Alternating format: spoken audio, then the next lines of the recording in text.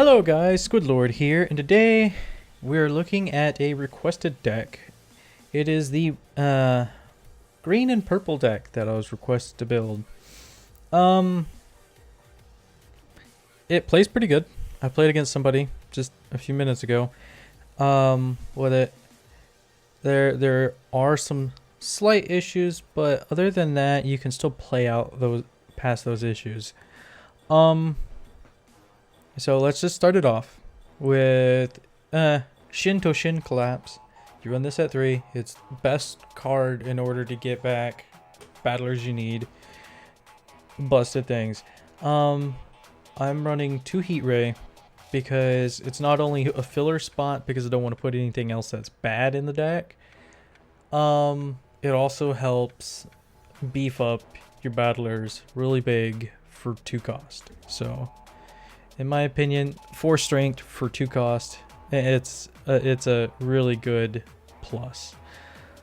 Unmanned conventional bomb. This is really good because you're really good against Naruto decks in general. You choose 2 battlers on the board and you give them -3 strength. This kills most Naruto stuff. This can kill a lot of low cost Godzilla stuff as well.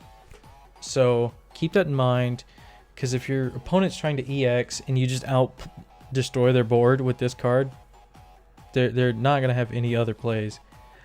Now we start hitting in our monsters. Fairy Mothra is gonna be our first monster in the lineup.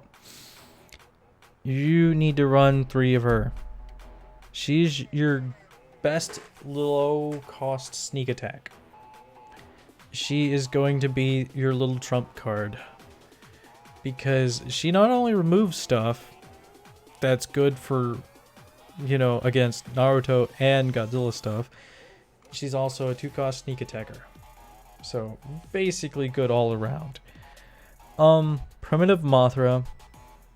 Run that and Mothra Larva at 3 because they're just a good low drop to have on hand, and they're good EX fodder. EX suicide fodder, swinging into a stack blindly.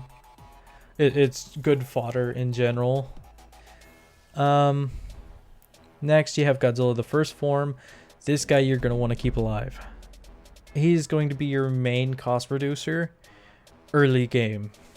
So he's got a leadership cost of 2 whenever he attacks. So whatever battler you're going to play next, it will cost 2 less. Really busted stuff, especially for a 3 cost, because it makes it so that things are really gonna get quick. Then you run 3 Godzilla the second form. Reason being is because he is one of the better 4 costs out of the Godzilla base deck. That's not the Godzilla base set that's not a sneak attacker. He's got a leadership cost of -2, so he's still really good on that front. He's gonna summon, choose a battler you got, untap it. Really good. He's also got the same effect for his Guardian stack ability, which is really good. Godzilla 1964. He is the best Godzilla main deck wise. If you're going to choose something that's either not a 7 cost Sentinel or this guy or, Godzilla Jr., you're going to pick this guy. Reason being is because the other 6 cost Godzilla monsters, like the other 6 cost Godzilla, they aren't good. Like, you have the Godzilla 1984. He's really good because you enter in draw. He's got toughness and he can hit for 2. But other than him, the other ones are just kind of vanilla throwaways. Like Godzilla 1954, he's got a -3 leadership cost, and he hits for like 1 or 2 extra. And then you have Godzilla the sixth, or Godzilla the third form, which it's got a leadership cost of like 1, but he hits for like 2. It's just, or he's got a leadership cost of -2, but he hits for not very much. So in order to balance that out, I picked Godzilla 1964 because he is the best out of all of them for stat-wise. He's got the highest strength whenever he attacks. And he hits for 2. He also reduces, which is something that the other 2 do. And, or the other, 6 costs do. He's low cost. He's also got a Guardian stack ability that's pretty good. And he's bigger than them when he's attacking. It's the main reason. Run 3 False Godzilla because he's going to be your main Guardian stack hitter. If you're trying to sneak attack your way in through, always sneak attack him first to hit that stack for 2. Land Mogira, he's going to be another EX draw fodder. Because as soon as you sneak attack with him, he dies, you get to draw an EX card. If he's even in your stack, in your Guardian stack, you get to draw 1. 1 EX, that is. So, it's real good. Gargle 2, he's really good. He's another really good 4 sneak attacker. When he dies, you get to draw an EX. If he's in your Guardian stack, you get +1 time. So, regardless of where he's at, he's really good. Unless you're really bad on time. Which, in that case, good luck to you. Repel Godzilla mission. This is a really good card. I run it at 2. Reason being is because it's a high cost card that gives you a high reward. You pay 6 time to give a battler -8 strength. This is really good because it can kill most things in the Godzilla set, most things in the Naruto set, so all around it kills things. The main issue is that it's a 6 cost. Now, there's nothing in here to reduce cost of action cards, but if you also happen to have it in your Guardian stack, you still get its effect off for free. So, it's a plus. It's something to get rid of spotty sentinels, or to get rid of troublesome EXs that you just really can't afford to spend time to swing at it with something. Next, you have Mothra 1996, or Mothra Leo, the most busted Mothra of them all, aside from like Fairy Mothra. You use him to summon out anything else from your hand. Literally, that's it. He summons out anything else. There's no 6 cost monsters really in your hand other than him and like Super X, and that's it. Reason being is because you want to get that reinforcement off and you want to have that field advantage. Next we have Super X2. I run him at 2. Reason being is because he's a filler card, as well as when he summons, you draw an EX, you get to choose a battler on board and give it -1. And this is all for 5 time for the sneak attack. Now, nothing's bad with him.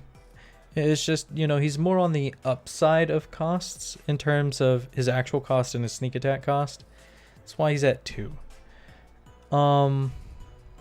Next, we have Godzilla the 4th form. You guys don't need me to tell you what he does. He's the main sentinel everyone runs because he's a boss.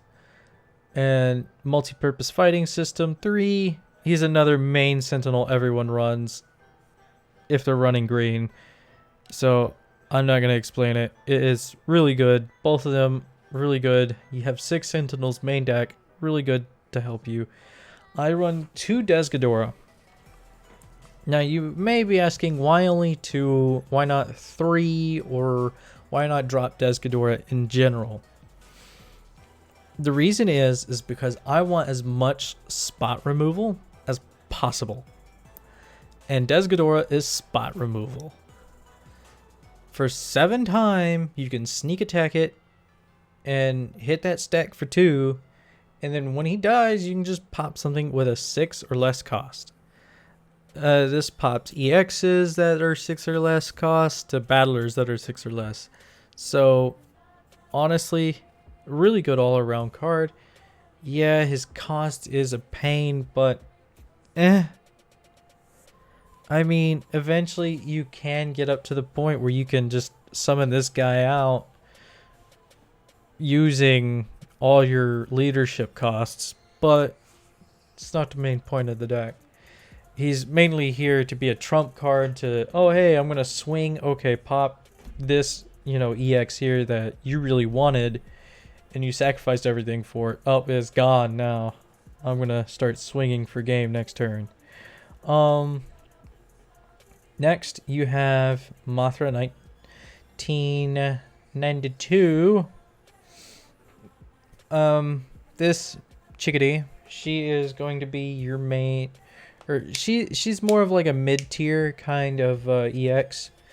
She's here because she's 6 cost, 6 attack, and if you happen to draw into her, 9 times out of 10 you're gonna have at least a 3 cost out on board most of the time. So if you summon out another 3 cost and are able to summon into her, you're good. You're good. You can do that. Batra, same thing. He's good low cost, and 9 times out of 10 you're gonna have a 3 cost out on board most of the time. So if you just need to summon out something else again in order to get those effects off, go ahead, do it. Megalon, he's here because he's a low cost sentinel. Now, if you just happen to really need a sentinel and you happen to have him in your hand, go ahead, throw him out there because he will save you for a turn. And I say a turn, sadly, because he only gains evasive for a turn. And he's only got 4 strength. Don't tell the guy, but he's weak. He's a little wimpy boy. He's not big beefy. He's not big beefy. Then we have Ghidorah, the god of the sky. I'm debating on dropping this guy from the deck, honestly. He's just like an empty space. Like he just kind of uses up space in the extra deck.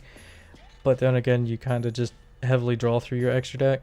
So I don't... It's 50-50 for me. He's 8 costs. He says he's got fast. He can hit stack for 2. He's got reinforcements, which you can summon anything but Desghidorah off for him. My issue is I don't see how he's going to actually die in order for you to get the reinforcements off. And when he does die, you get to draw another EX card. So honestly, he's kind of one of those, like, you can't really do anything about EXs. Which, is okay, I guess. Geyser Ghidorah, he is a better Ghidorah to run, in my opinion. Let's just, move this guy all the way down there. We don't need him. Geyser Ghidorah is great because he's got a sneak attack cost of 8. He hits that stack for 3 because he's got 3 heads. Been complaining the whole time why any of the Doras don't hit the stack for 3 because they literally have 3 goddamn heads. Also, he's got 10 strength, and when he dies, you just pop a battler. Just pop it. Choose a battler, pop it. Mecha Godzilla 1974 is in here because false Godzilla. That's just it. False Godzilla. That's it. Everything else about him is okay. Godzilla the Fourth, EX. He's just kind of in here because I want a big beat stick, and if I happen to draw into him and get to play him, you're fucked. That's simple as that. You're fucked. Hedorah, 1971. He is going to be one of your better cards to try to draw into. Reason being is because he's got the leadership cost of 3. So he reduces your cost by 3 for the next battler. When he attacks, a battler gets -3. So he's really good against a lot of decks. So he's really good against anything that needs small things to be out on board. Also, another one of your MVPs in your extra deck are going to be MFS 3 Runaway. He's going to be your biggest sentinel. He is the biggest sentinel in the game that I know of right now. I don't know Naruto deck builds or anything yet, so I don't know if he's the biggest, like, normal card or stat wise, but he's got, you know, fast. He can hit stack for 2. He's got toughness and sentinel. Sentinel being paired up with toughness is just really OP. As well as him having 9 strength, meaning you have to EX or beef the hell something up in order to hit him. And it is just abusive. Your opponent's just kind of like, put me in my misery. Stop it. Just kill me. The next card I have is my sideboard. If you don't like any of those cards up there, you can definitely throw in Gravitational Beam. It's an action spell, or an action card. It's a spell card. It's 4 cost. It says, choose a battler, add it to your hand, and then, so it has to be on your board. You add a battler from your board to your hand, and you destroy a battler on board. Doesn't matter what it is, destroy it.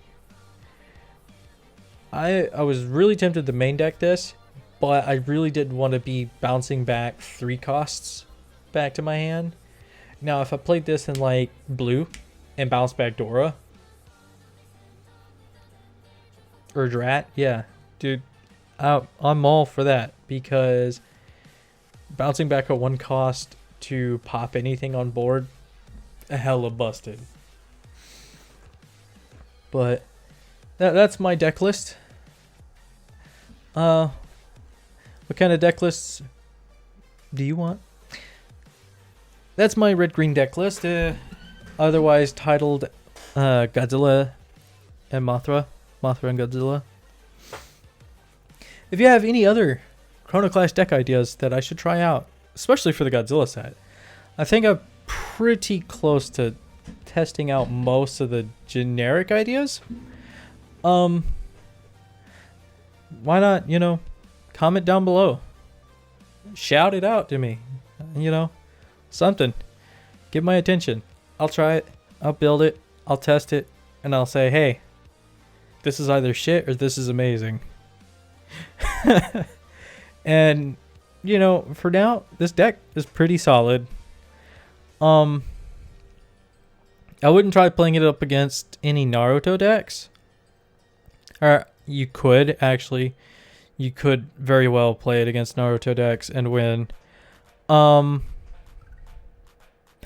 Because you got heavy sneak attackers.